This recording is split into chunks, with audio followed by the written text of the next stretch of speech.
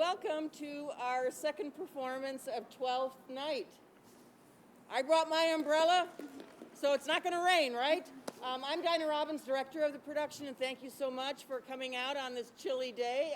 Weather's going to get warmer next week and sunnier, so spread the word to your friends. If you can manage to come today, they can come when the weather's even better outside. Also, welcome to our virtual audience. Hope is doing a lot of streaming, as the world is, but this, I believe, is our first venture at outdoor streaming. Let's hope that the technology gods are with us today, and if not, we'll figure out what to do. But for now, thank you so much for coming. Have a good show.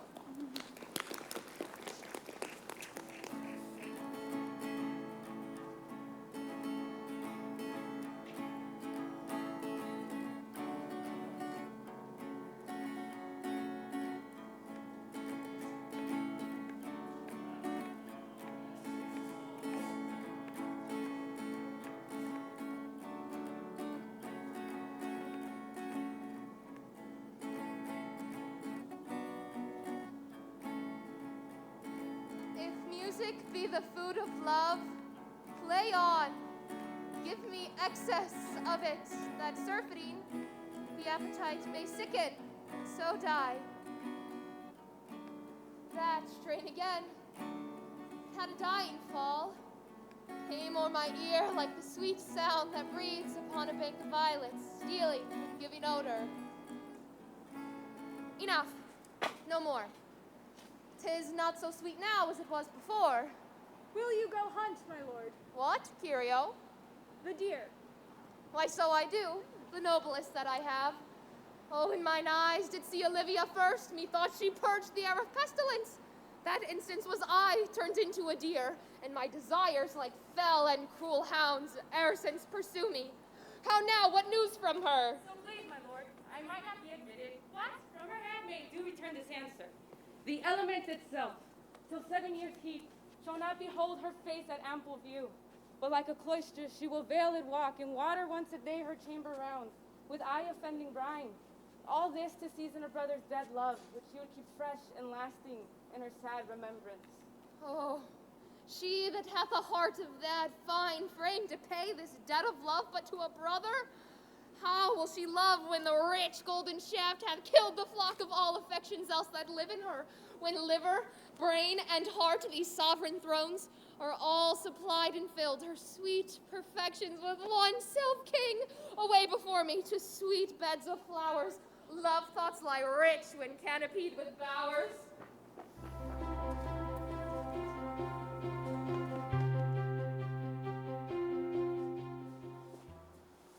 What country, friend, is this? This is Illyria, lady. And what shall I do in Illyria? My brother, he is in Elysium. Oh, perchance he is not drowned. What thinks you, sailor? It is perchance that you yourself were saved. Oh, my poor brother. And so perchance may he be. Aye, madam. And to comfort you with chance, assure yourself, after our ship did split, when you and those poor numbers saved with you hung on our driving boat, I saw your brother bind himself to a strong mast that lived upon the sea, where, like Orion on the dolphin's back, I saw him hold acquaintance with the waves so long as I could see. Oh, for saying so, there's gold. Knowest thou this country? Aye, madam. Who governs here? A noble duke. What is his name? Orsino. Orsino? Oh, I heard my father name him. He was a bachelor then. And so is now, or was so very late, for but a month ago 'twas fresh in murmur that he did seek the love of fair Olivia. What's she? A virtuous maid, the daughter of a count that died some 12 months since, then leaving her in the protection of his son, her brother, who shortly also died, for whose dear love she hath abjured the company and sight of men. I prithee, and I'll pay thee bounteously. Conceal me what I am, and be my aid, for such disguise as haply shall become the form of my intent. I'll serve this duke. Thou shalt present me as a eunuch to him. Be you his eunuch, and your mute I'll be. When mine tongue blabs, Then let mine eyes not see. I thank thee. Lead me on.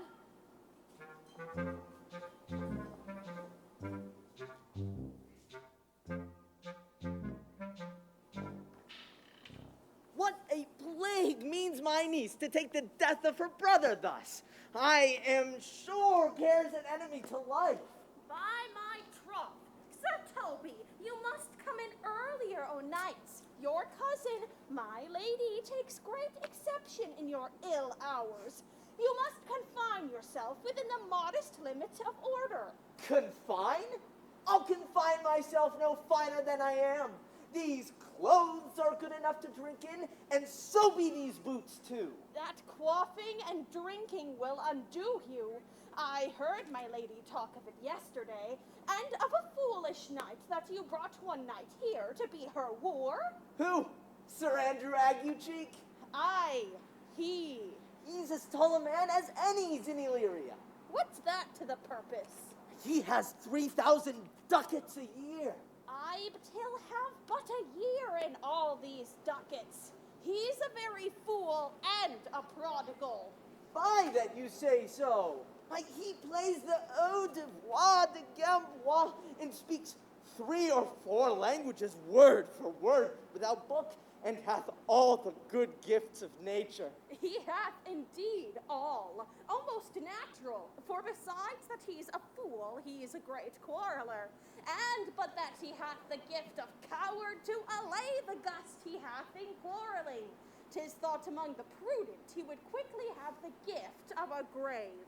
By this hand, they are scoundrels and subtractors that say so of him. Who are they? They that add, moreover, he's drunk nightly in your presence. With drinking healths to my niece. I'll drink to her as long as there is a passage in my throat, and drink in Illyria. What, wench? Oh, here comes Sir Andrew Aguecheek. Sir Toby Bell, come now, Sir Toby Bell. Sweet Sir Andrew. Bless you, fair shrew. And you too, sir. Accost, Sir Andrew, accost. What's that? My niece's chambermaid. Good Mistress Accost, I desire better acquaintance. My name is Mary, sir. Good Mistress Mary Accost. You mistake, knight. Accost is front her, board her, woo her, assail her. By my troth, I would not undertake her in such company. Is that the meaning of accost? Fare you well, gentlemen.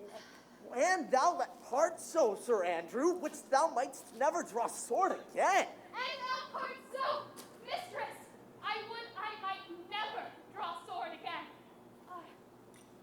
Fair lady, do you think you have fools in hand? Sir, I have not you by the hand.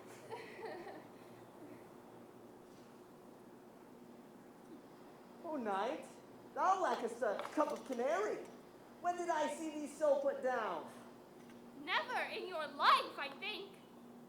Unless you see canary put me down. Methinks sometimes I have no more wit than a Christian or an ordinary man has. But I am a great eater of beef, and I believe that does harm to my wit. No question. And I thought that, I forswear it. I'll ride home tomorrow, Sir Toby. Your niece will not be seen, or if she be, it's 4 to 1, she'll none of me. The Count himself here hard by woos her. She'll none know the count. She'll not match above her degree, neither in estate, years, nor wit. I've heard her swear it. I'll stay a month longer. I'm a fellow of the strangest mind in the world. I delight in masks and revels sometimes, all together. Art thou good at those kickshaws, knight? As any man in Illyria. Or what is thy excellence in a galliard, knight? Faith, I can cut a caper. And I can cut the mutton to it. And I think I have the back trick simply as strong as any man in Illyria. Oh, wherefore are these things hid? Why dost thou not go to church in a galliard and come home in a coranto? Why, my very walk should be a jig. I would not so much as but make water in a syncopace. I did think By the excellence of thy leg, it was born under the star of a galliard. Aye, 'tis strong, and it does indifferent well in a flame-colored stock. Shall we set about some revels? What shall we do else? Let me see thee caper. Ha! Higher! Ha ha! Excellent! Ha ha ha!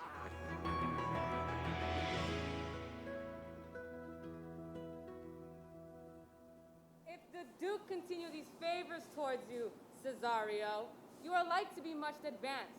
He hath known you but 3 days, and already you are no stranger. You either fear his humor or my negligence that you call into question the continuance of his love. Is he inconstant, sir, in his favors? No, believe me. I thank you.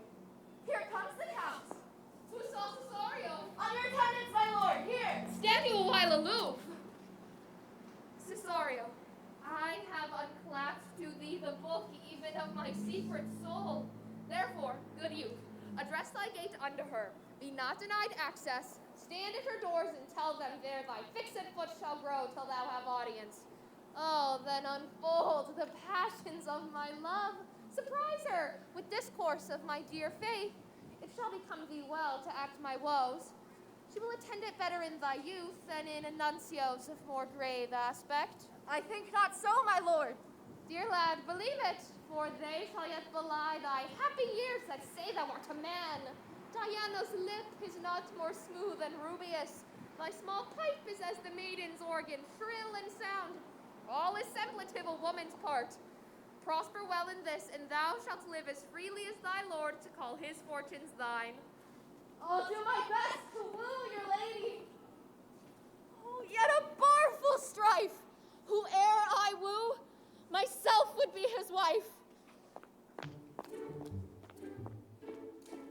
Nay, either tell me where thou hast been, or I will not open my lips so wide as a bristle may enter in way of excuse. My lady will hang thee for thy absence. Let her hang me. He that is well hanged in this world needs to fear no colors. Make that good. He shall see, none to fear. A good Lenten answer. Will God give them wisdom that have it? And those that are fools, let them use their talents. Yet you will be hanged for being so long absent, or to be turned away. Is that not as good as a hanging to you?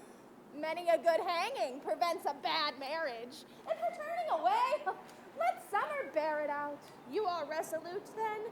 Not so neither, but I am resolved on 2 points. That if one break, the other will hold, or if both break, your gaskins fall. Apt, in good faith. Very apt. Well, go thy way. If Sir Toby would leave drinking, thou wert as witty a piece of Eve's flesh as any in Illyria. Peace, you rogue. No more of that.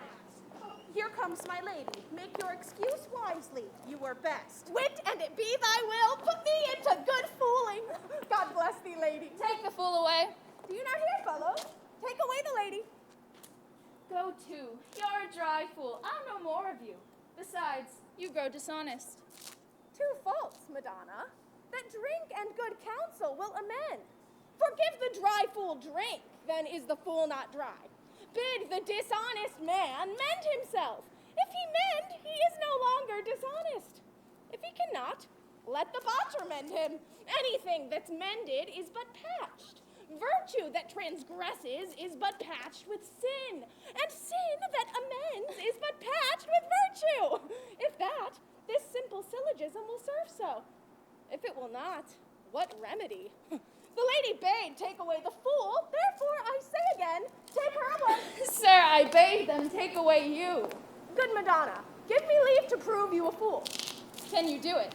Dexterously, good Madonna. Make your proof. Good Madonna, why mournest thou? Good fool, for my brother's death. I think his soul is in hell, Madonna. I know his soul is in heaven, fool. The more fool, Madonna, to mourn for your brother's soul being in heaven? Take away the fool, gentlemen. What think you of this fool, Malvolio? Doth he not mend? I marvel your ladyship takes delight in such a barren rascal. I saw him put down the other day with an ordinary fool that has no more brain than a stone. Look you now, he's out of his guard already. Unless you laugh and minister occasion to him, he is gagged. Oh, you are sick with self-love, Malvolio, and taste with a distempered appetite. To be generous, guiltless, and of free disposition is to take those things for bird bolts that you deem cannon bullets. There is no slander in a loud fool, though he do nothing but rail, nor no railing in a known discreet man, though he do nothing but reprove. Madam, there is at the gate a young gentleman much desires to speak with you. From the Count Orsino, is it? I know not, madam. 'Tis a fair young man and well attended. Who of my people hold him in delay? Sir Toby, madam, your kinsman. Fetch him off, I pray you. He speaks nothing but madman. Fie on him. Go you, Malvolio. If it be a suit from the Count, I am sick or not at home. What you will to dismiss it. Now you see, sir, how your fooling grows old, and people dislike it. By mine honor, half drunk. What is he at the gate, cousin? A gentleman. A gentleman. What gentleman? 'Tis a gentleman here. Plague on these pickled herring. How now, sot? Good Sir Toby. Cousin, how have you come so early by this lethargy? Lechery? I defy lechery. There's one at the gate. Aye, marry, what is he? Let him be the devil, and he will. I care not. What's a drunken man like for? Like a drowned man, a fool, and a madman. One draft above heat makes him a fool, the second mads him, and a third drowns him. He is in the 3rd degree of drink. He's drowned. Go, look after him. Madam, young fellow swears he will speak with you. I told him you were sick. He takes on him to understand so much, and therefore comes to speak with you. I told him you were asleep. He seems to have a foreknowledge of that too, and therefore comes to speak with you. What is to be said to him, lady? He is fortified against any denial. Tell him he shall not speak with me. Has been told so. And he says he'll stand at your door like a sheriff's post and be the supporter to a bench. But he'll speak with you. What kind of man is he? Why, of mankind. What manner of man? A very ill manner. He'll speak with you, will you or no? Of what personage in years is he? Not yet old enough for a man, nor young enough for a boy. One would think his mother's milk were scarce out of him. Let him approach. Give me my veil.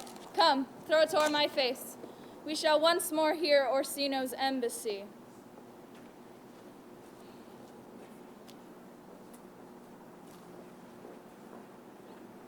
The honorable lady of the house. Which is she? Speak to me. I shall answer for her. Your will?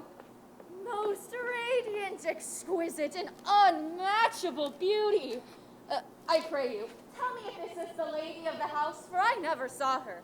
I would be loath to cast away my speech, for besides that it is excellently well penned, I have taken great pains to con it.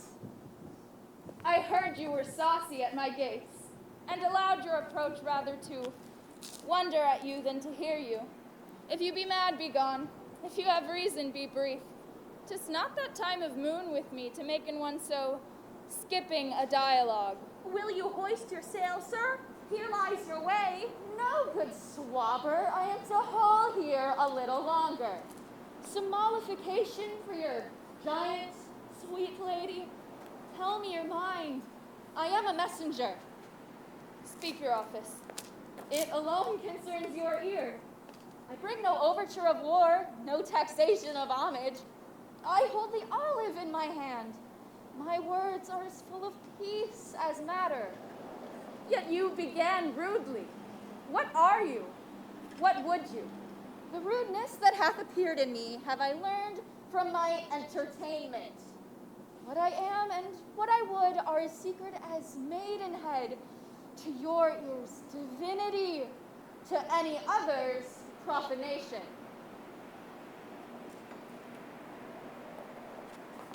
Give us the place alone. We shall hear this divinity. Now, sir, What is your text? Most sweet A lady. comfortable doctrine, and much may be said of it. Where lies your text? In Orsino's bosom. Oh, in his bosom. I have read it. It is heresy. Have you no more to say?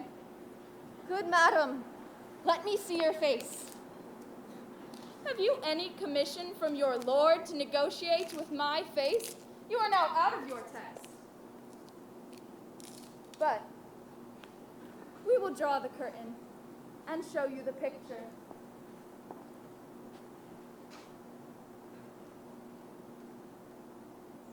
Look you, sir, such a one I was this present. It's not well done. Excellently done. If God did all, 'tis in grain, sir. 'Twill endure wind and weather. 'Tis beauty truly blent, whose red and white nature's own sweet and cunning hands laid on. Lady, you are the cruelest she alive, if you would lead these graces to the grave and leave the world no copy. Your lord does know my mind. I cannot love him. He might have took his answer long ago. If I did love you in my master's flame, with such a suffering, such a deadly life, in your denial I would find no sense. I would not understand it. Why? What would you? Make me a willow cabin at your gate, and call upon my soul within the house. Write loyal cantons of contented love, and sing them loud, even in the dead of night. Halloo your name to the reverberant hills, and make the babbling gossip of the air cry out, Olivia! Oh, you should not rest between the elements of air and earth, but you should pity me. Oh, you might do much. What is your parentage? Above my fortunes, yet my state as well. I am a gentleman. Get you to your lord. I cannot love him. Let him send no more. Unless, perchance, you come to me again to tell me how he takes it. Fare thee well. I thank you for your pains. Spend this for me. I am no feed post, lady. Keep your purse. My master, not myself, lacks recompense. Farewell, fair cruelty.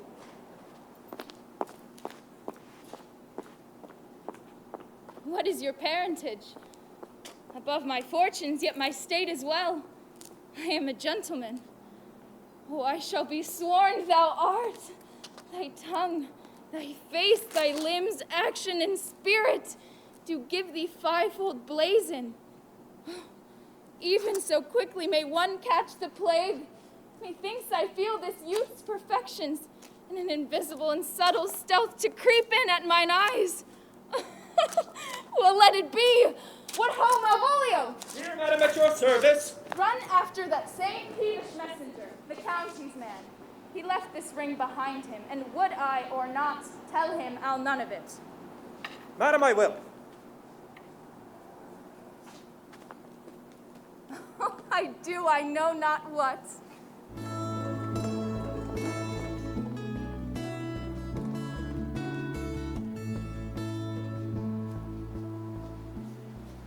Will you stay no longer? Nor will you not that I go with you? At your patience, no. My stars shine darkly over me. The malignancy of my fate might perhaps distemper yours. Therefore, I shall crave of you your leave, that I may bear my evils alone. You must know of me, Antonio. My name is Sebastian. My father was that Sebastian of Messaline, whom I know you have heard of. He left behind him myself and a sister, both born in an hour. If the heavens had been pleased, would we had so ended, but you, sir, altered that. For some hour before you took me from the breach of the sea was my sister drowned. Alas, the day. I am bound to the Count Orsino's court. Farewell. The gentleness of all the gods go with thee. I have many enemies in Orsino's court, else I would very shortly see thee there. But come what may, I do adore thee so that danger shall seem sport, and I will go. Were not you even now with the Countess Olivia? Even now, sir, at a moderate pace, I have since arrived but hither. She returns this ring to you, sir. You might have saved me my pains to have taken it away yourself. She adds, moreover, that you should put your lord into a desperate assurance she will none of him. And one thing more, that she be never so hearty to come again in his affairs, unless it be to report your lord's taking of this. She took the ring of me, I'll none of it. Come, sir, you peevishly threw it at her, and her will is it should be so returned. If it be worth stooping for, there it lies in your eye. If not, be it his that finds it.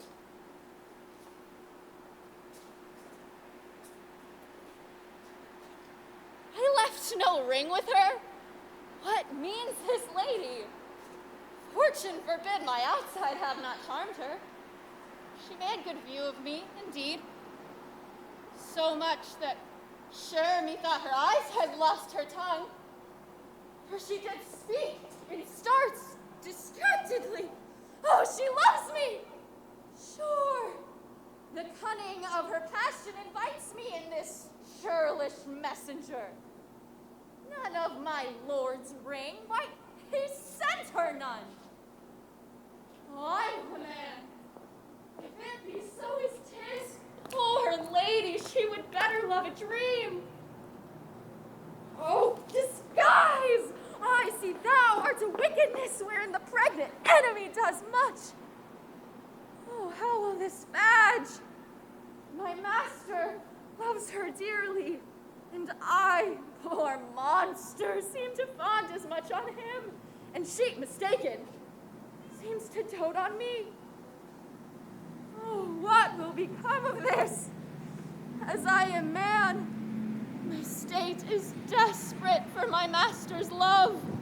As I am woman, oh, now alas the day. What thriftless sigh shall poor Olivia breathe? Oh, time! Thou must untangle this, not I. It is too hard a knot for me to untie.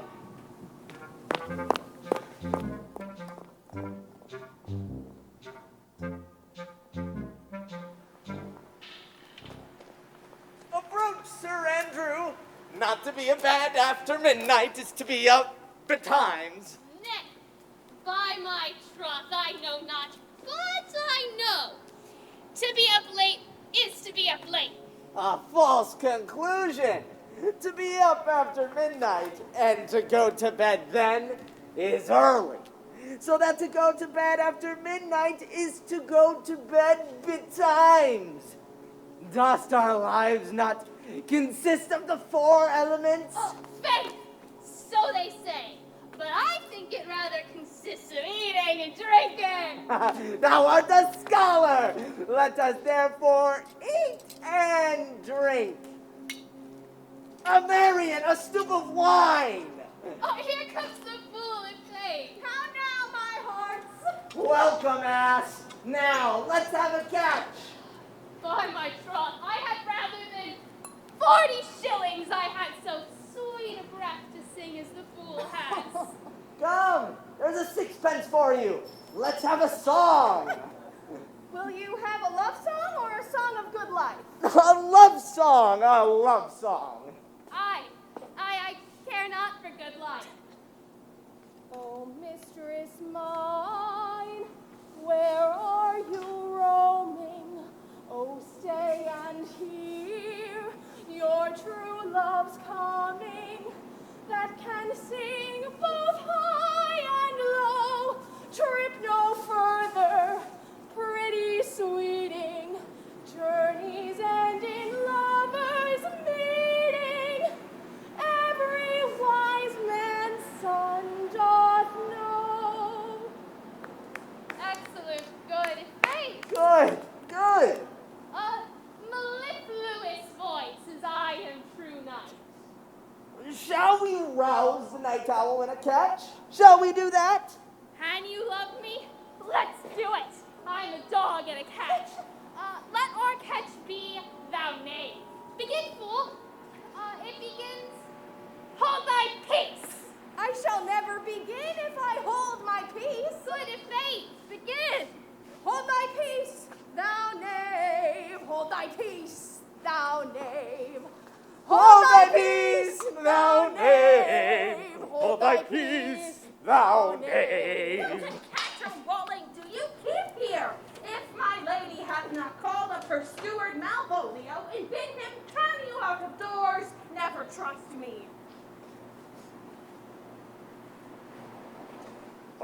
the 12th day of December. My masters! Are you mad? Or what are you? Have you no wit, manners, nor honesty, but to make an alehouse of my lady's house? Is there no respect of place, persons, nor time in you? We did keep in time, sir, in our catches. Snack up. Sir Toby, I must be round with you. My lady bade me tell you that though she harbors you as her kinsman, she is nothing allied to your disorders. If you can separate yourself and your misdemeanors, you are welcome to the house. If not, and it would please you to take leave of her, she is very willing to bid you farewell. Farewell, dear heart, since I must be needs be gone. His eyes do show, his days are almost done. Is it even But so? I will never die. Sir Toby, there you lie. This is much Shall I credit to you. bid him go? What and if you do? Shall I bid him go and spare not? Oh, no, no, no, no, you dare not. Oh, out of tune, sir. He lie. Art any more than a steward? Dost thou think, because thou art virtuous, there shall be no more cakes and ale? Go, sir. Rub your chain with crumbs. A stoop of wine, Mariah. Mistress Mary, if you prize my lady's favor as anything more than contempt, you would not give means to this uncivil rule. She shall know of it by this hand. Oh, go, shake your ears. Sweet Sir Toby, let me alone with him. If I do not gull him into nayward and make him a common recreation, do not think I have wit enough to lie straight in my bed. I know I can do it. Possess us. Possess us. Tell us something of him. Marry, sir, sometimes he is a kind of Puritan. Oh, if I thought that, I'd beat him like a dog. What? For being a Puritan? Thy exquisite reason, dear knight. I have no exquisite reason for it, but I have reason good enough. The devil a Puritan that he is, or anything constantly but a time pleaser, an affectionate ass, so crammed in his excellencies that he thinks it is his grounds of love that all that look on him will love him. And on this vice in him will my revenge find notable cause to work. What wilt thou do? I will drop in his way some obscure epistles of love, wherein by the color of his beard, the shape of his leg, the manner of his gait, the expression of his eye, forehead, and complexion, he shall find himself most feelingly personated. Oh, I can write very like my lady, your niece. On a forgotten note, we can hardly make distinction of our hands. Oh, excellent! I smell a device. I have it in my nose, too. He shall think by the letters that thou wilt drop that they come from my niece, and that she's in love with him. My purpose is indeed a horse of that color. And your horse now would make him an ass. Ass, I doubt not. Oh, it will be admirable. Sport royal, I warrant you. I know my physic will work with him. I will plant you two, and let the fool make a third, where he shall find this letter. Observe his construction of it. For this night, to bed and dream of the event. Oh, farewell. Good night, Pensacola. Before me, she's a good wench. She's a beagle, true bred and one that adores me. What of that? I was adored once too. What's the bad night? Thou hadst need send for more money. Come night, come night.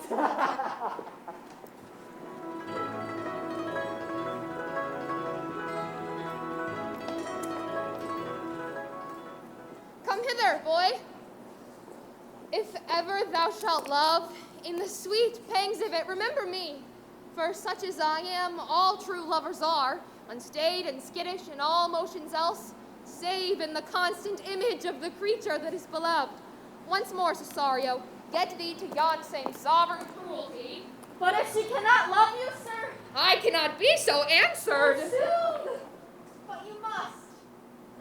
Say that some lady, as perhaps there is, hath for your love a great a pang of heart as you have for Olivia.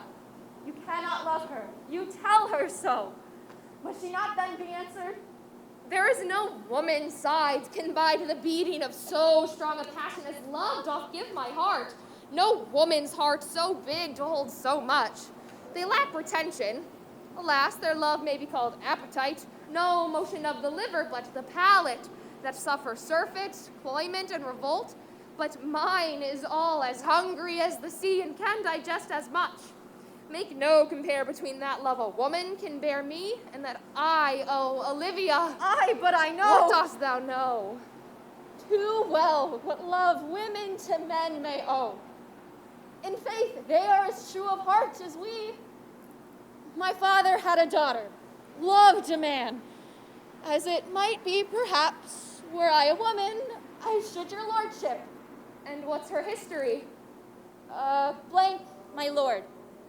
She never told her love, but let concealment, like a worm in the bud, feed on her damask cheek. She pined in thought, and with the green and yellow melancholy she sat, like patience on a monument, smiling at grief. Is not this love indeed?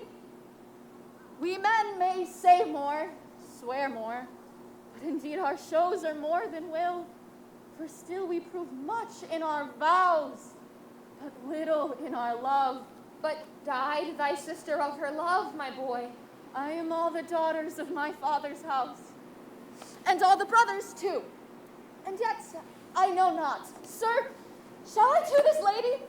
Aye, that's the theme. To her in haste to give her this jewel. Say my love can give no place, by no denay.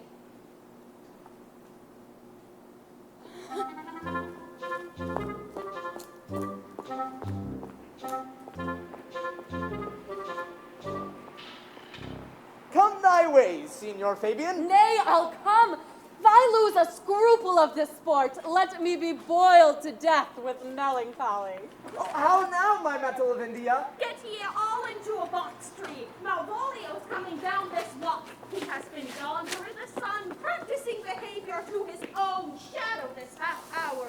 Observe him for the love of mockery, for I know this letter will make a contemplative idiot of him. Close in the name of jesting. Oh, lie thou there, for here comes the trout that must be caught with tickling. 'Tis but fortune.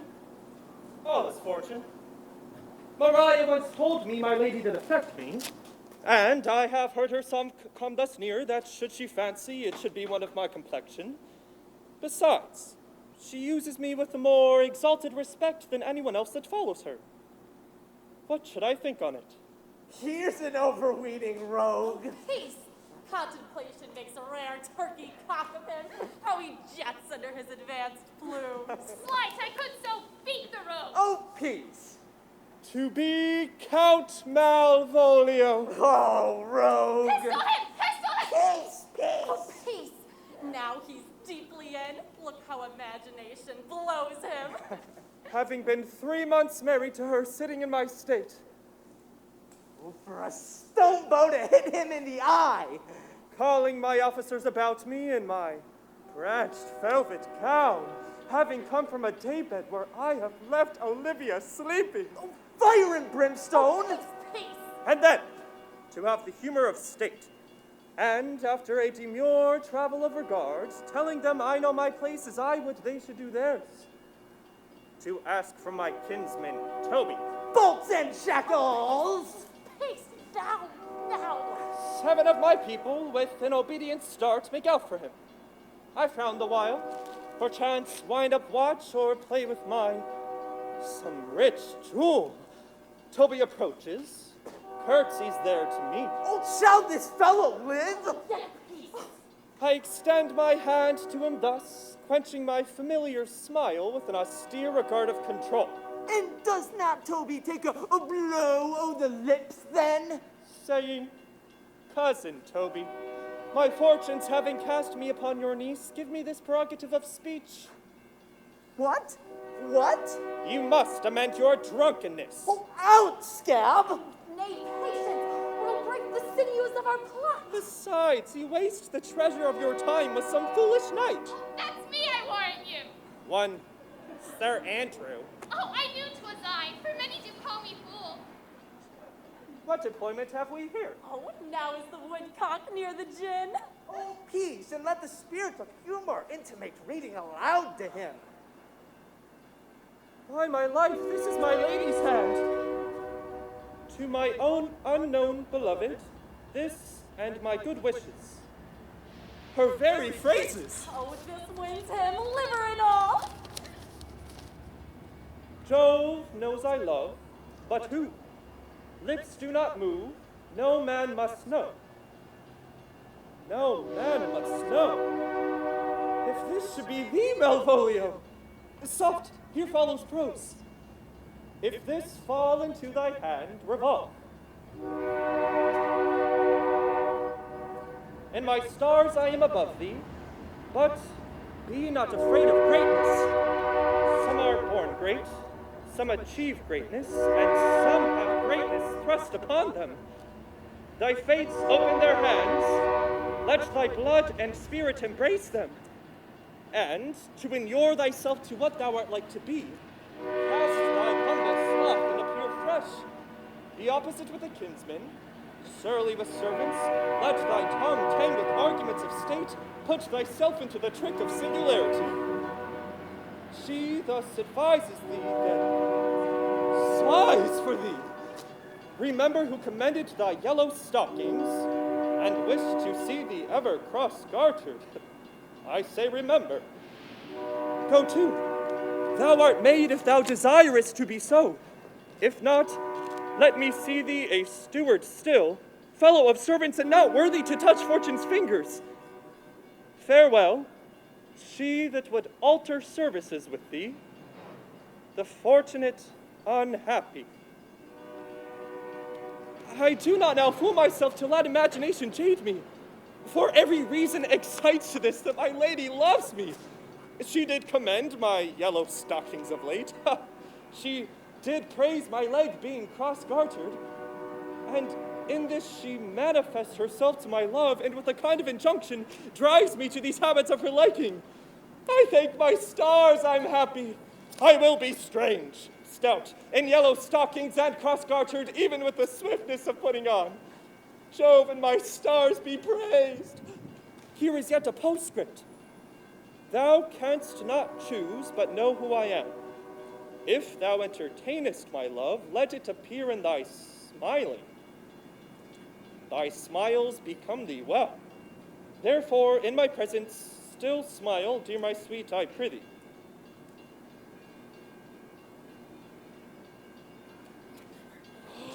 Jove, I thank thee. I will smile. I will do everything that thou wilt have me.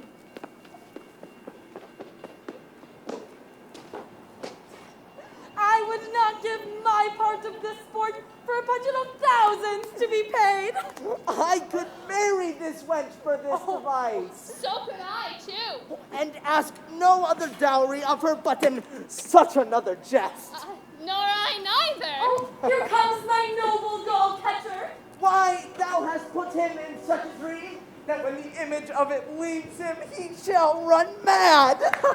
If you will see the fruits of the sport, mark his first approach before my lady. He will come to her in yellow stockings, and 'tis a color she abhors, and cross-gartered, a fashion she detests, and he will smile upon her, which will now be so unsuitable to her disposition, being addicted to the melancholy that she is, that it cannot but turn him into a notable contempt. If you will see it, follow me.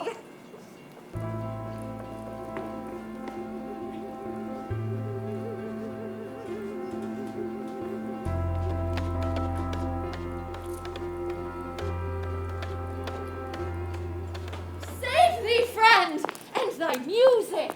Dost thou live by thy tabor? No, sir, I live by the church. Art thou a churchman? No such matter, sir. I do live by the church, for I do live at my house, and my house doth stand by the church. So thou may say the king lies by a beggar if a beggar dwells near him, or the church stands by thy tabor if thy tabor stands by the church. You have said, sir, to see this age. A sentence is but a cheverel glove to good wit. How quickly the wrong side may be turned outward. Nay, that's certain. They that dally nicely with words may quickly make them wanton. I would therefore my sister had had no name, sir. Why, man? Why, sir, her name's a word, and to dally with that word may make my sister wanton. And indeed, words are very rascals. Thy reason, man. Troth, sir, I can yield you none without words, and words are grown so false, I am loath to prove reason with them. I warrant thou art a merry fellow, and carest for nothing. Not so, sir. I do care for something. But in my conscience, sir, I do not care for you. If that be to care for nothing, sir, I would it would make you invisible. Art not thou the Lady Olivia's fool? No, indeed, sir. The Lady Olivia has no folly. She will keep no fool, sir, till she be married. I am indeed not her fool, but her corrupter of words. My lady is within, sir. This fellow is wise enough to play the fool, and to do that well craves a kind of wit. He must observe their mood on whom he jests. What say you, gentlemen? And you, sir? Will you encounter the house? My niece is desirous you should enter, should your trade be to her. I am bound to your niece, sir. I mean, she is the list of my voyage. Or taste your legs, put them to motion. My legs do better understand me than I understand what you mean by bidding me taste my legs. Oh, I mean to go, sir, to enter. I will answer you with gate and entrance, but we are prevented. Most excellent, accomplished lady, the heavens rain odors on you. This youth's a rare courtier. My matter hath no voice to your own most pregnant and vouchsafed ear. Odors, pregnant, and vouchsafed? I'll get them all three already. Let the garden door be shut, and leave me to my hearing.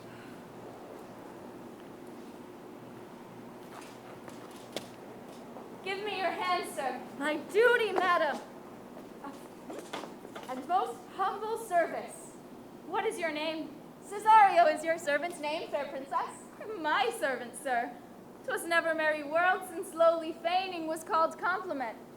Your servant to the Count Orsino, youth, and he is yours, and his must needs be yours. Your servant's servant is your servant, madam. For him, I think not on him. For his thoughts would they were blanks rather than filled with me. Madam, I come to wet your gentle thoughts on his behalf. By your leave, I pray you, I bade you never speak again of him. But would you undertake another suit? I would rather hear you to solicit that than music from the spheres. Dear lady! Give me leave, I beseech you. I did send after the last enchantment you did hear, a ring in chase of you. Oh, so did I abuse myself, my servants, and I fear me, you. Oh, under your hard construction must I sit, to force that on you in a shameful cunning, which you knew none of yours. What might you think? Have you not set mine honor at the stake, and baited it with all the unmuzzled thoughts that tyrannous heart can think? To one of your receiving enough is shown, a cypress, not a bosom, hideth my heart.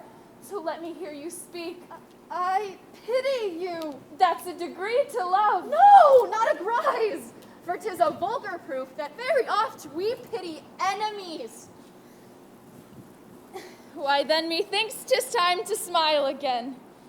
O world, how apt the poor are to be proud. If one should be a prey, how much the better to fall before the lion than the wolf. Oh, I prithee, tell me what thou thinkst of me. That you do think you are not what you are. If I think so, I think the same of you. Well, then you think right. I am not what I am. Well, I would you were as I would have you be. Would it be better, madam, than I am? I wish it might. Your scorn looks beautiful in the contempt and anger of his lip. A murderous guilt shows not itself more soon than love that would seem hid. Cesario, by the roses of the spring, by maidhood, truth, honor, and everything, I love thee so, that maugre all thy pride, nor wit, nor reason can my passion hide. Oh, by innocence I swear, and by my youth, I am one heart, one bosom, and one truth, that no woman has, nor never none shall mistress be of it, save I alone. And so, adieu, good madam. Nevermore will I my master's tears to you deplore. Yet come again, for thou perhaps mayst move that heart which now abhors to like his love.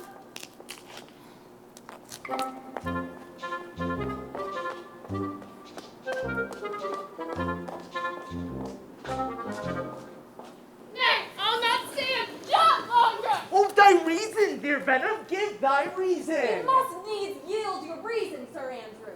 Mary, I saw your niece do more favors to the Count's serving man than ever she bestowed upon me. I saw it in the Archer, Oh, did she see me the while, old boy? Tell me that. as plain as I see you now. This was a great argument of love in her toward you. Slight, will you make an ass of me? I will prove it legitimate, sir, upon the oaths of judgment and reason. She did show favor to the youth in your sight only to exasperate you, to awaken your dormouse valor, to put fire in your heart and brimstone in your liver. Why, then, build thy fortunes upon the report of valor? Challenge the Count's youth to fight with him. Hurt him in 11 places. My niece shall take note of it.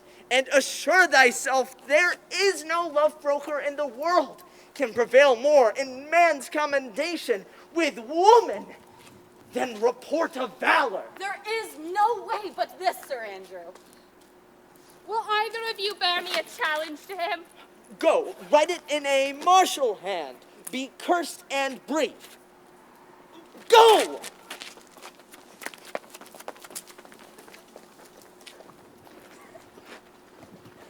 This is a dear mannequin to you, Sir Toby. I have been dear to him, lad. Some 2,000 strong or so. We shall have a rare letter from him, but you'll not deliver it? And by all means, never trust me and stir on the youth to an answer. Oh, where the youngest bred of 9 comes. If you will laugh yourself into stitches, follow me. Yond Gall Malvolio is in yellow stockings. Oh, he cross-gartered! Most villainously.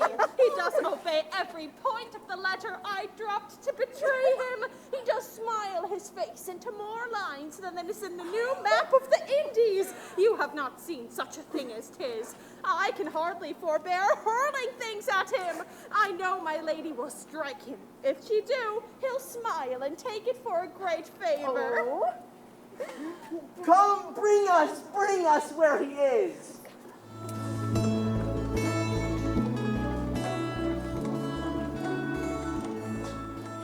I would not by my will have troubled you, but since you make your pleasure of your pains, I will no further chide you. I could not stay behind you. My desire more sharp than filed steel did spur me forth. And not a love to see you, but jealousy what might befall your travel. Being skilless in these parts, which to a stranger, unguided and unfriended, often prove rough and unhospitable. My willing love, the rather by these arguments of fear set forth in your pursuit. My kind Antonio, I can no other answer make but thanks and ever off good turns are shuffled off with such uncurrent pay.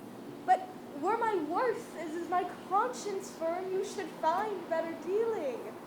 What's to do? Shall we go see the relics of this town? Tomorrow, sir. Best first go see your lodging. I am not weary, and 'tis long tonight. I pray you, let us satisfy our eyes with the memorials and things of fame that do renown this city.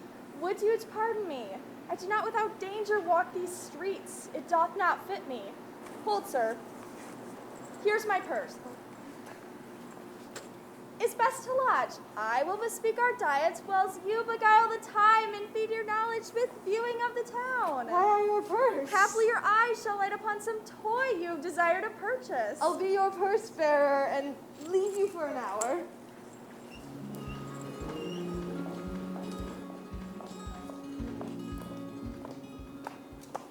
I have sent after him.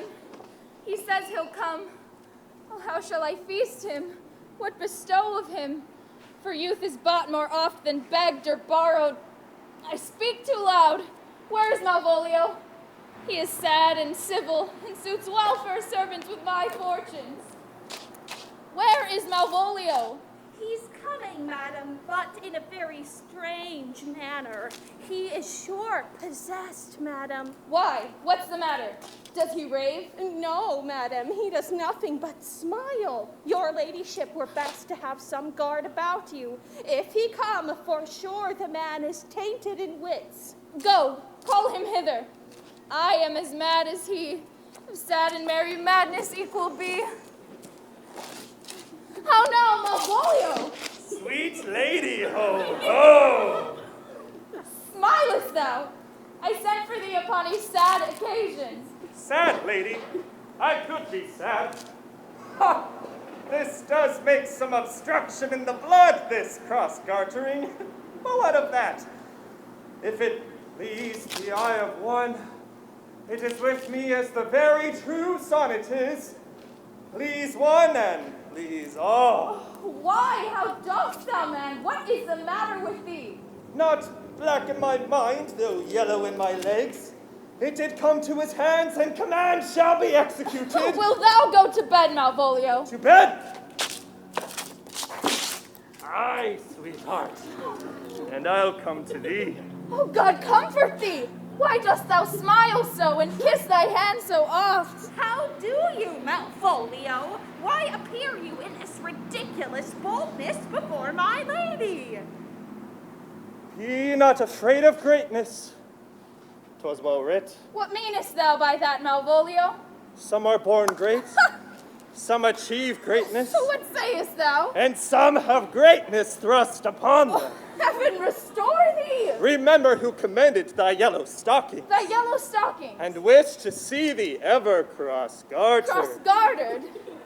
Go to, thou art made, if thou desirest to be so. Am I made? If not, let me see thee a steward still. Why, this is very midsummer madness. Madam, the young gentleman of the court Orsino's is returned. I can hardly entreat him back. He attends your ladyship's pleasure. I'll come to him. Good Maria, let this fellow be looked to. Let my people have a special care of him. Where's my cousin Toby? I would not have him miscarry for the half of my dowry.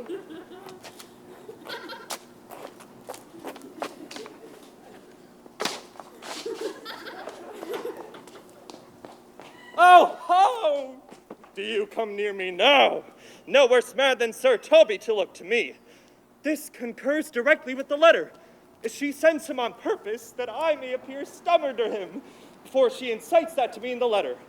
Cast thy humble slough, says she, be opposite with a kinsman, surly with servants, let thy tongue tang with arguments of state, put thyself into the trick of singularity, and consequently sets down the manner how, a sad face, a reverend carriage, a slow tongue, in the habit of some sir of note, and so forth. Nothing that can be can come between me and the full prospect of my hopes. Well, Jove, not I, is the doer of this, and he is to be thanked. Which way is he in the name of sanctity? Oh, here he is! How's it with you, sir? How's it with you, ma'am? Go off, I discard you! Let me enjoy my private. Go off! Lo, how hollow the fiend speaks within him. Did not I tell you? Sir Toby, my lady prays you have a care with him. Aha, does she so? Go to, peace, peace. We must deal gently. Let me alone. How do you, Malvolio? How is it with you? Oh, what, man? Defy the devil. Consider he is an enemy to mankind. Do you know what you say? Lie you and speak ill of the devil. How he takes it at heart. Pray God he not be bewitched. Oh, carry his water to the wise woman. Marry, sir, and it shall be done tomorrow morning if I live. My lady would not lose him for more than I'll say. How now, mistress? Oh, Lord. Oh, prithee, hold thy peace. Do you not see that you move him? Let me alone with him. Oh, no way but gentleness. Gently, gently. The fiend is rough and will not be roughly used. How dost thou, my ballcock? How dost thou, Chuck? Sir! Get him to say his prayers, good Sir Toby. Get him to pray. My prayers, minx. No, I warrant you, he will not hear of godliness. Go hang yourselves all! You are idle, shallow things. I am not of your element. You shall know more hereafter.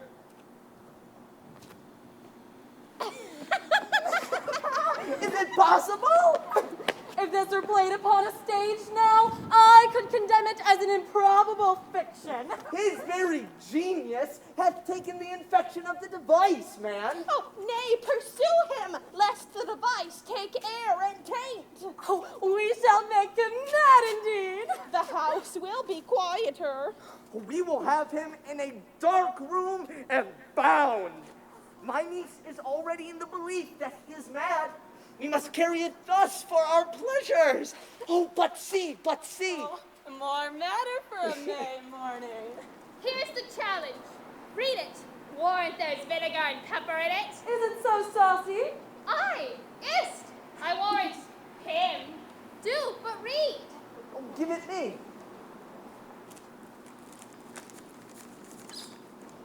Youth, whatsoever thou art but a scurvy fellow. Good and valiant. Comest to the Lady Olivia, and in my sight she uses thee kindly. But thou liest in thy throat. I will waylay thee going home, where if it be thy chance to kill me, Good. thou killest me like a rogue and a villain. Fare thee well, and may God have mercy upon one of our souls. He may have mercy upon mine, but my hope is better, so look to yourself. Thy friend, as thou usest him, and thy sworn enemy, Andrew Aguecheek. Oh, if this letter moves him not, his legs cannot. I'll give it him. You may have a very fit occasion for it. He is now in some commerce with my lady, and will by and by depart. Go, Sir Andrew. Scout me for him at the corner of the orchard. Way! Nay, let me alone for swearing.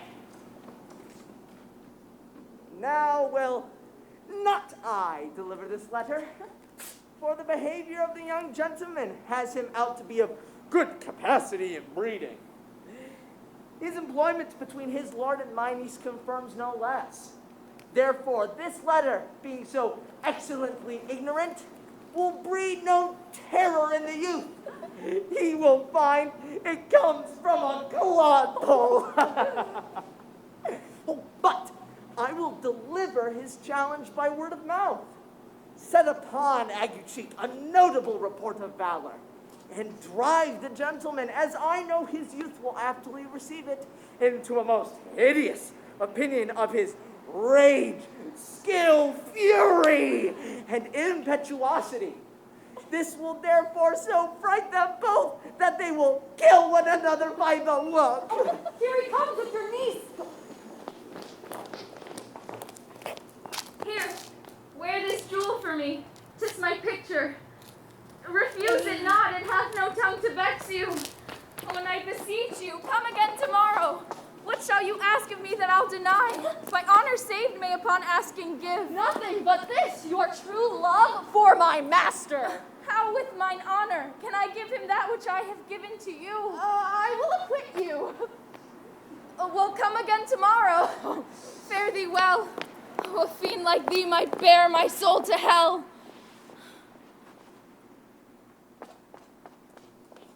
Gentlemen, God save thee. That's you, sir. What defense thou hast, betake thee to it. Of what nature the wrongs thou hast done him, I know not. But thy interceptor, full of despite, bloody as the hunter, attends thee at the orchard end.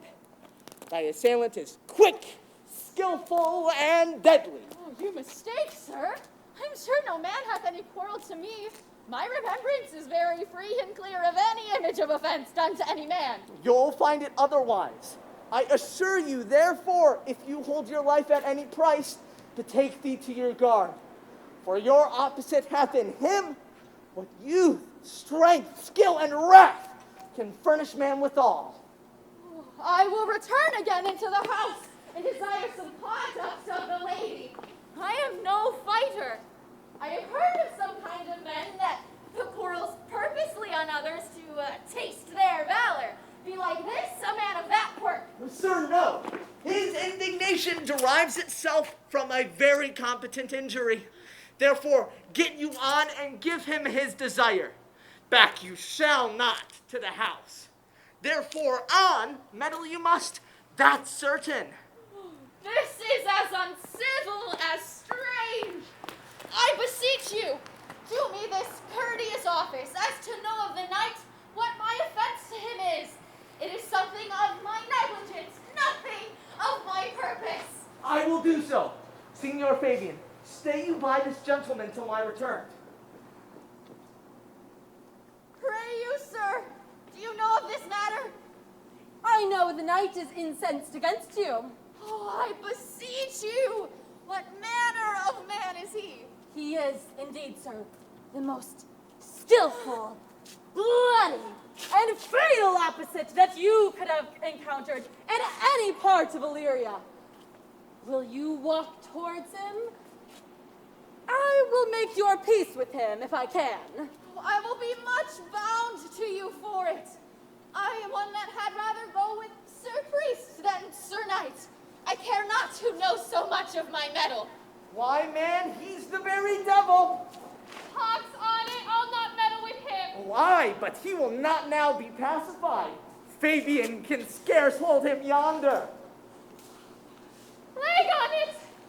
If I had known he had been valiant and so cunning in fence, I'd have been damned or I'd have challenged him. Let him let the matter slip, and I'll give him my horse. Hold, I'll make the motion. Stand here and make a good show on it. I have his horse to take up in the quarrel. I have persuaded him. The youth's a devil. He is as horribly terrified of him. He pants and looks pale as if a bear were at his heels. Oh, sir, there's no remedy. The gentleman will fight for oath's sake. Mary, he better bethought him of his quarrel and can scarce find it worth to be talking of. Therefore, draw on the supportance of his vow. He protests he will not hurt you. Oh, pray God, defend me. A little thing would make me tell them how much I lack of a man. Give ground if you see him furious. Come, Sir Andrew, there's no remedy. The gentleman will, for his honor's sake, have one bout with you. He cannot by the duello avoid it. There, but he gives me his promise, as he is a gentleman and a soldier, that he will not hurt you. Oh, come on to it. Oh, pray God he keep his own. I do assure you it is against my will. Come on, Sir Andrew, show him your mettle. Oh, my, that's very intimidating. Wow. Put up your sword! If this young gentleman have done offense, I take the fault on me. If you offend him, then I for him defy you. Why, man? What are you? One, sir, that for his love dares yet do more than you have heard him brag to you he will. Nay, if you be an undertaker, then I am for you! Okay, oh, good sir, so behold, here come the officers. Oh. This is the man. To thy office. Antonio, I arrest thee at the suit of Count Orsino. You do mistake me, sir. No, sir, no jot. I know your favor well, though you wear no sea cap upon your head. Take him away. He knows I know him well. I must obey. This comes with seeking you, but there is no remedy. I shall answer it. What will you do? Now my necessity makes me to ask you for my purse. Come, sir, away. I must entreat of you some of that money. What money, sir? For the fair kindness you have shown me here, and part being prompted by your present trouble. Out of my lean and low ability, I'll lend you something. Hold. There is half my coffer. Will you deny me now? I hate ingratitude more in a man than lying, vainness, babbling, drunkenness, or any other taint of vice whose strong corruption inhabits our frail blood. Oh, heavens themselves! Sir, I pray you go. Let me speak a little.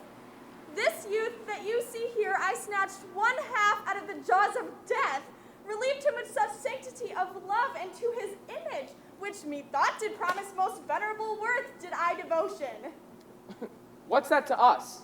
The time goes by, away. Thou hast, Sebastian, done good feature shame. The man grows mad. Take him away. Come, sir. Lead me on.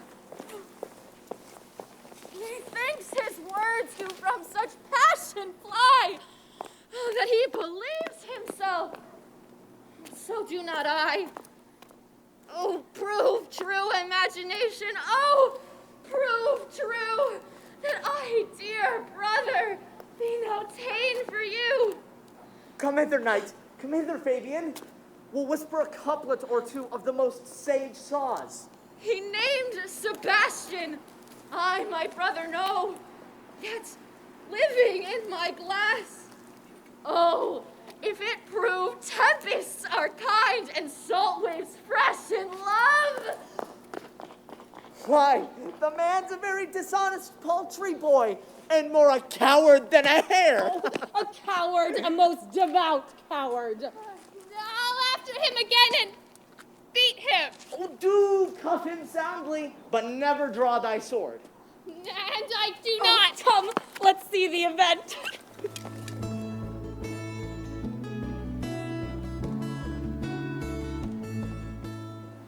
Will you make me believe that I am not sent for you? Go to, thou art a foolish fellow. Let me be clear of thee. Well held out. Effay. No, I do not know you, nor am I not sent to you by my lady to bid you come speak with her. Nor your name is not Master Cesario, nor this is not my nose neither. Nothing that is so is so. I prithee, vent thy folly somewhere else, thou knowst not me. Vent my folly! He has heard that word of some great man and now applies it to a fool. I prithee now, ungird thy strangeness and tell me what I shall vent to my lady. Shall I vent to her that thou art coming? There's money for thee. If you tarry longer, I shall give worse payment. Ooh, by my troth, thou hast an open hand. These wise men that give fools money get themselves a good report. Now, sir, have I met you again? There's for you. Why, there's for thee, and there are all the people mad? Hold, sir, or I'll throw your dagger o'er the house. This will I tell my lady straight. Nay, let him alone. I'll have an action of battery against him, if there be any law in Illyria, though I struck him first. Yet it's no matter for that. So come, sir, I will not let you go. I will be free from thee. What wouldst thou now? If thou darest tempt me further, draw thy sword. What? Nay, then I must have an ounce or two of this malapert blood from you. Oh, show me on thy life, I charge thee, hold. Madam! Oh, will it ever be thus, ungracious wretch? Fit for the mountains and the barbarous caves where manners ne'er were preached, out of my sight. Oh, be not offended, dear Cesario. Be gone.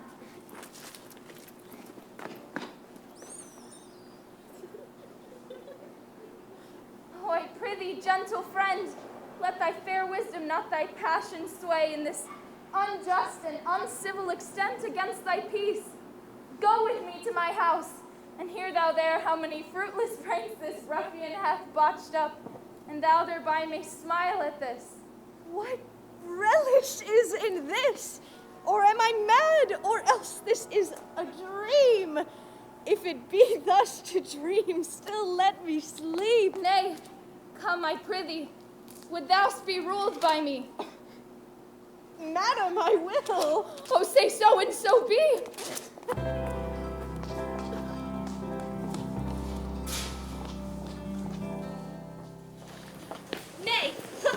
on and make him think you are Sir Topaz the curate. Do it quickly. I'll call Sir Toby the whilst. Well, I'll put it on, and I will dissemble myself in it. And I were the first that ever dissembled in such a gown. The competitors enter. Joe Flesty, Master Parson. Who calls there? Sir Topaz the curate who comes to visit Malvolio the lunatic. Sir Topaz, good Sir Topaz, go to my lady. Oh, out, hyperbolical fiend! How vexest thou this man? Talkest thou nothing but of ladies? Oh, well said, Master Parson. Sir Topaz, never was man thus wronged. Good Sir Topaz, do not think I am mad. They have laid me here in hideous darkness. Fie, thou dishonest Satan! I call thee by the most modest terms, for I am one of the gentle ones that will use the devil himself with courtesy. Sayest thou that house is dark? I am not mad, Sir Topaz. I say to you, this house is dark. Madman, I say there is no darkness but ignorance. I say, this house is as dark as ignorance, though ignorance were as dark as hell. And I say, there was never a man so abused. I am no more mad than you are. Fare thee well. Remain thou still in darkness. Sir Topaz! Oh, my most exquisite Sir Topaz. Oh, to him in thine own voice, and bring me word of how thou findest him. Come by and by my chamber. Master Malvolio! Good fool! As ever thou wilt preserve well in my hand, help me to a candle and pen, ink and paper. As I am a gentleman, I will live to be thankful to thee for it. Alas, sir, how fell you besides your 5 wits? Fool, there was never a man so notoriously abused. I am as well in my wits, fool, as thou art. But as well, then you are mad indeed if you be no better in your wits than a fool. They have here propertied me, keep me in darkness, send ministers to me, asses, and do all they can to face me out of my wits. Advise you what you say. The minister is here. Malvolio, thy wits the heavens restore. Endeavor thyself to sleep, and leave thy vain bibble-babble. Sir Topaz! Oh, maintain no words with him, good sir. Who? I?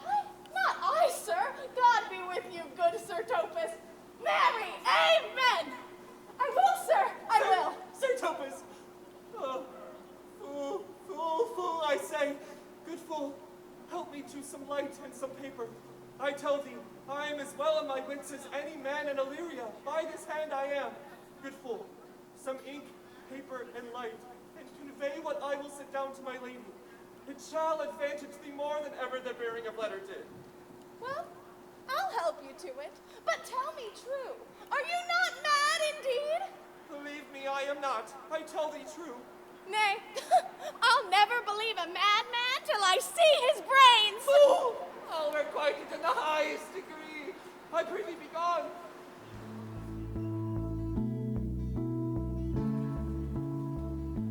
This is the air. That's the glorious sun. This pearl she gave me, I do feel it and see it. And though 'tis wonder that enwraps me thus, yet 'tis not madness. Where's Antonio then?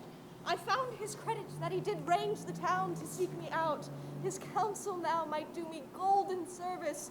For though my soul disputes well with my sense that this may be some error, but no madness, yet doth this accident and flood of fortune so far exceed all instance, all discourse, that I am bound to distrust mine eyes and wrangle with my reason that persuades me to any other trust, but that I am mad, or else the lady's mad. Yet if 'twere so, she could not sway her house, command her followers, take and give back affairs and their discourse with such smooth, discreet, and stable bearing as I perceive she does. There's something in it that is deceivable. Blame not this haste of mine. Oh, if you mean well, now go with me into the chapel nearby, and there before him and underneath that consecrated roof, plight me the full assurance of your faith, my most jealous and too doubtful soul may live at peace. He shall conceal it, and whilst you are willing, it shall come to naught. What do you say? I'll follow this good man and go with you, and having sworn truth ever will be true. Then lead the way, good father, and heaven so shine that they may fairly note this act of mine. Now, if thou lovest me, let me see his letter. Good Master Fabian, grant me another request. Anything. Do not desire to see this letter. That is, to give a dog, and in recompense desire my dog again. Belong you to the Lady Olivia, friends. Aye, sir. Let your lady know I'm here to speak with her and bring her along with you.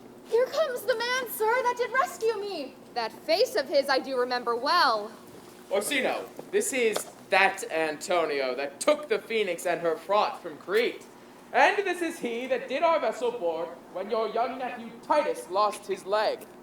Here in the streets, desperate of shame and state, in private rabble did we apprehend him. He did me kindness, sir. Drew on my side. Notable pirate, thou saltwater thief, what foolish boldness brought thee here? Orsino, be pleased I shake off these names you give me. Antonio never yet was thief or pirate, though I confess, Orsino's enemy. That's most ungrateful boy there by your side, from the rude seas and rage and foamy mouth did I redeem.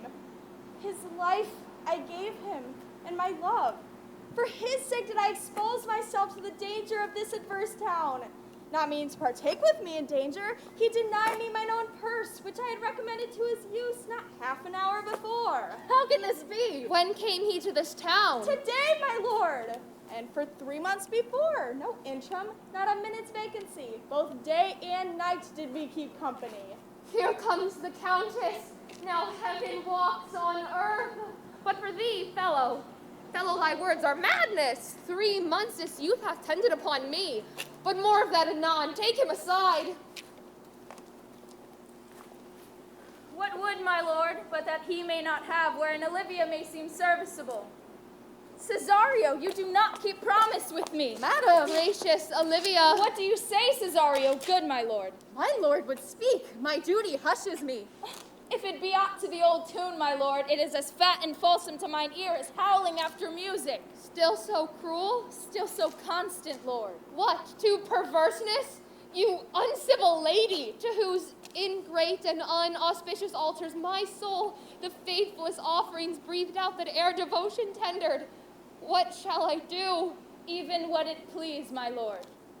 Since you to non-regardance cast my faith, and that I partly know the instrument that screws me from my true place in your favor, live you the marble-breasted tyrant still. But this your minion, whom I know you love, and whom, by heaven I swear, I tender dearly, him will I tear out of that cruel eye where he sits crowned at his master's spite. Come, boy, with me. My thoughts are ripe in mischief. Where goes Cesario? After him I love! More than I love these eyes, more than my life, more, and by all mores than ever I shall love wife. If I do fain, you witnesses above punish my life for tainting of my love. How am I detested? How am I beguiled? Who does beguile you? Who does do you wrong? Hast thou forgot thyself? Is it so long? Call forth the Holy Father. Come away. Whither, my lord? Cesario, husband, stay. Husband? I, husband. Can he that deny? Her husband? No, my lord, not I. Be that thou knowest thou art, and then thou art as great as that thou fearst. Oh, welcome, Father.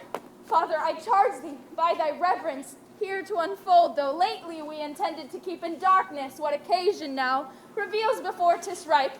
What thou dost know hath newly passed between this youth and me. A contract of eternal bond of love. Confirmed by mutual joinder of your hands, attested by the holy close of lips, strengthened by interchangement of your rings. Oh, thou dissembling cub! What wilt thou be when time hath sowed a grizzle on thy case? Farewell, and take her, but direct thy feet where thou and I henceforth may never meet. Oh, my lord, I do protest. Do not swear. For the love of God, assert it! What's the matter? He has broke my head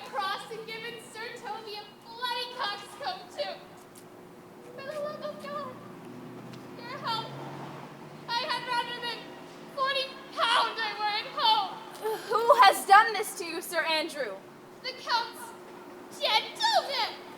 One Cesario. We took him for a coward, but he's the very devil in part to me. My gentleman, Cesario. Us lifelings, here he is. You broke my head for nothing. And that I did, I was set on to do it by Sir Toby.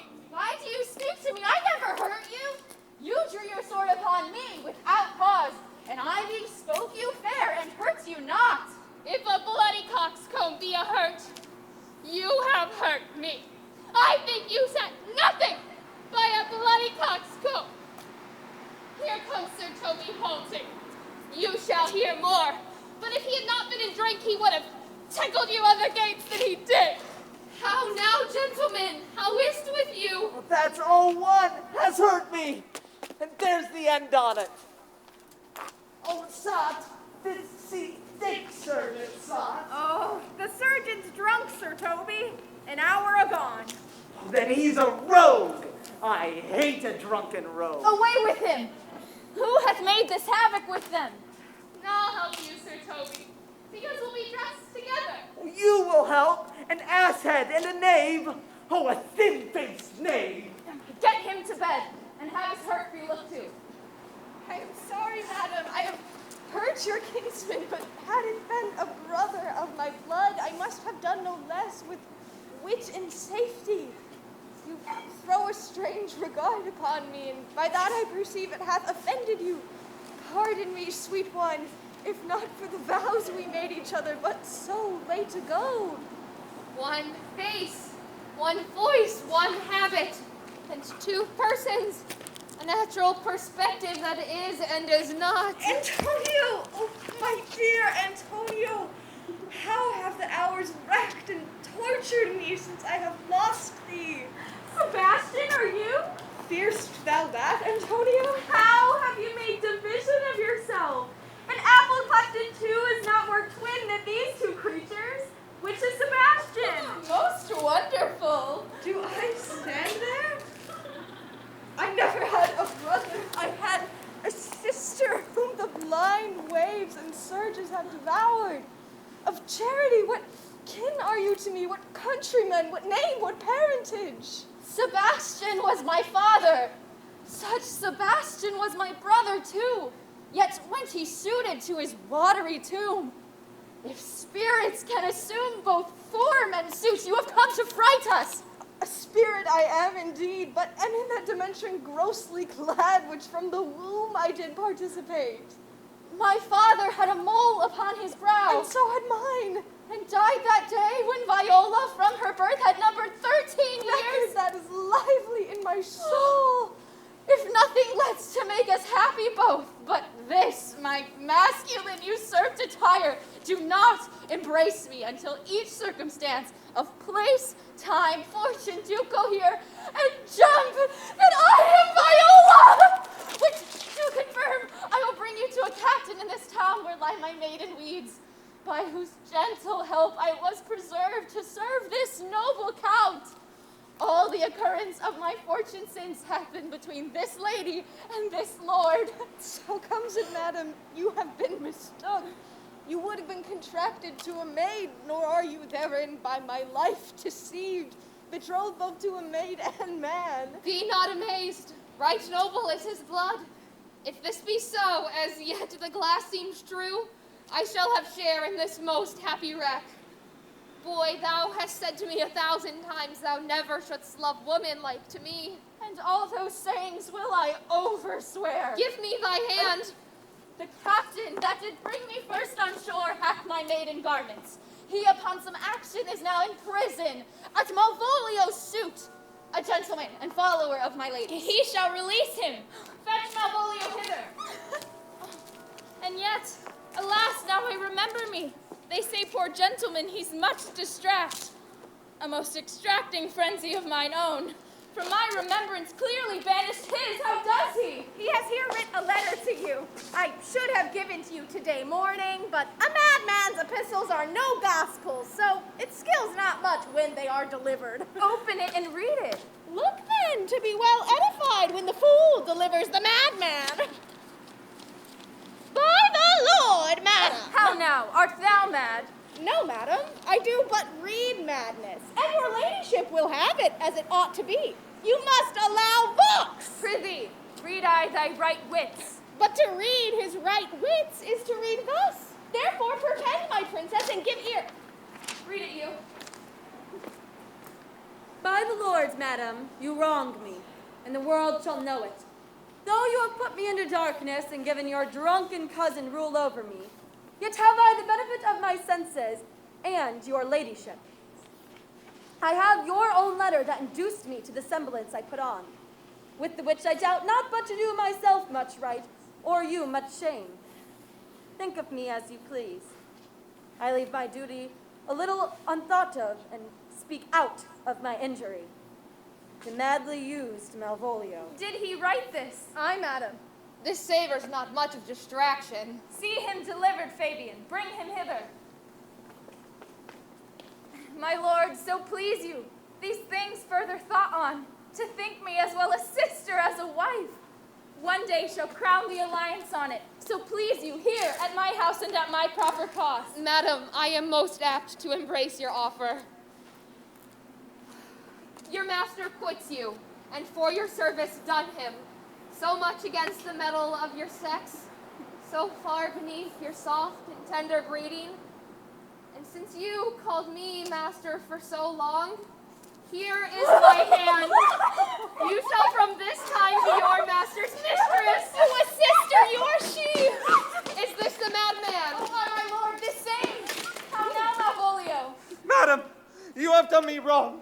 Notorious wrong. Have I, Malvolio? No. Lady, you have. Pray you peruse that letter. You must not now deny it is your hand. Write from it, in hand or phrase, or say 'tis not your seal nor your invention. You can say none of this. Well, grant it then, and tell me in the modesty of honor why you have given me such clear lights of favor, bade me come smiling and cross-gartered to you, to frown upon Sir Toby and the later people. And, acting this in an obedient hope, why have you suffered me to be imprisoned, kept in a dark house, visited by the priest? Tell me why. Alas, Malvolio, this is not my writing. Though I do confess, much like the character, put out of question 'tis Mariah's hand. And now I do bethink me, it was first she who told me thou wast mad. Good madam, hear me speak, and let no quarrel, no brawl, taint the condition of this present hour, which I have wondered at, in hopes it shall not. Most freely I confess, myself and Toby set this device against Malvolio here, upon some stubborn and uncourteous parts which we had conceived against him. But how with sportful malice it was followed, may rather pluck on laughter than revenge. Oh, alas, poor fool, how have they baffled thee? Why, some are born great, some achieve greatness, and some have greatness thrust upon them. I'll be revenged on the whole pack of you! He hath been most notoriously abused. Pursue him and entreat him to a peace. He hath not told us of the captain yet. When that is known and golden time convents, a solemn combination shall be made of our dear souls. Meantime, sweet sister, we will not part from hence. Cesario, come, for so you shall be while you are a man, when in other habits you are seen, Orsino's mistress and his fancy's queen.